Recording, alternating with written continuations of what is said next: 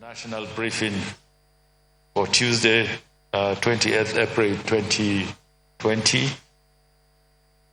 When the Presidential Task Force briefed you on Monday yesterday, we informed you that the report on the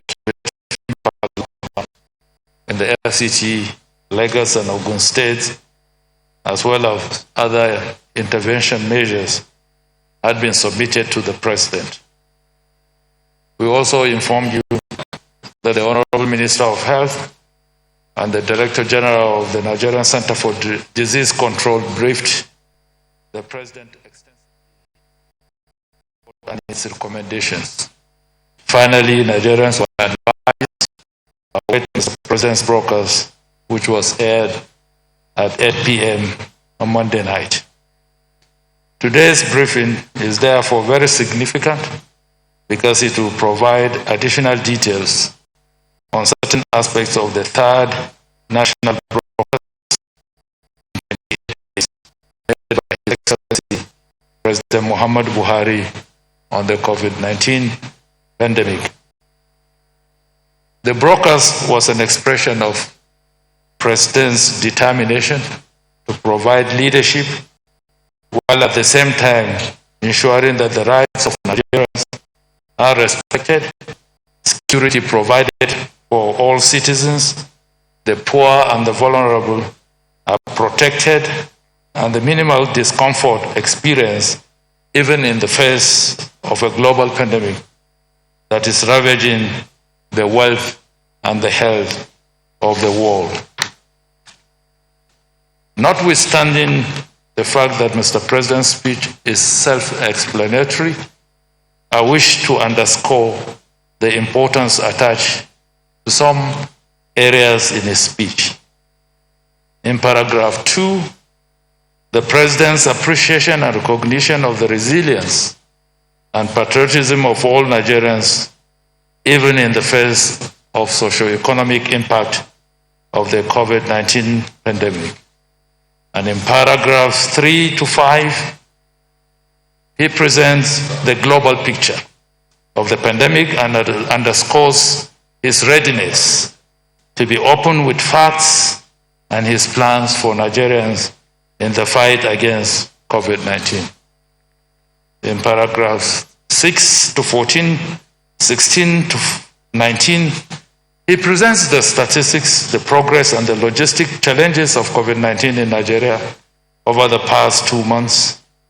And paragraph 8 particularly conveyed the condolences of Nigerians to the families of those that have died as a result of the pandemic. The expression of collective loss shows that it is a battle for all of us. And in paragraph 29 to 37, these paragraphs present the outcome of the review exercise, identified the consequences of continued lockdown, and provided justification for the new measures to be taken. These measures will continue to be elaborated from today and subsequently by the Presidential Task Force. Paragraphs 38 to 41 outlines the new measures and gives the Presidential Task Force the mandate to provide specific details.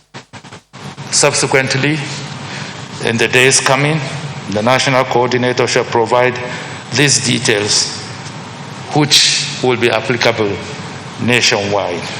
And paragraphs 15, 29, 37, and 42 underscores the extent of collaboration between the federal government and the states in the effort to control the spread of COVID-19. Paragraphs 25, 26, 44, and 45. Here, Mr. President solely addresses the situation in Kano and announced measures to be taken in collaboration with the state government. This underscores the fact that all parts of Nigeria are Mr. President's constituency. Paragraph 43. This is devoted to give assurance to businesses and our traders and business people of government's readiness to provide the needed support for restarting and sustaining their enterprises. And in paragraph 46 to 51, Mr. President conveyed his appreciation to all stakeholders, including partners that have supported Nigeria during this period. He also reiterated the resolve of government to continue to protect the lives and the livelihoods of the citizenry. Let me at this point inform you that the lockdown for FCT, Lagos and Ogun states shall remain in force till Monday, till midnight of Sunday, 3rd May 2020, after which the new regime of measures shall take effect. Law enforcement agencies shall therefore continue to enforce the restriction of movements. The PTF also implore Nigerians to please continue to adhere to the restriction orders. Ladies and gentlemen, the realization of the lockdown is to enable us gradually return to our daily lives, but in a moderated manner. The COVID-19 pandemic has permanently altered our ways of life, and we must begin to learn how to adjust to this new reality. This realization does not in any way imply that danger has passed. The virus is still potent, virulent, and dangerous. We must remain very vigilant and careful. We must take responsibility for our actions. We must commit to a collective victory over COVID-19. Finally, let me commend the members of the press for taking the message to Nigerians. Your role remains very significant in this war, and it will never be taken for granted. I urge you to remain committed to this battle.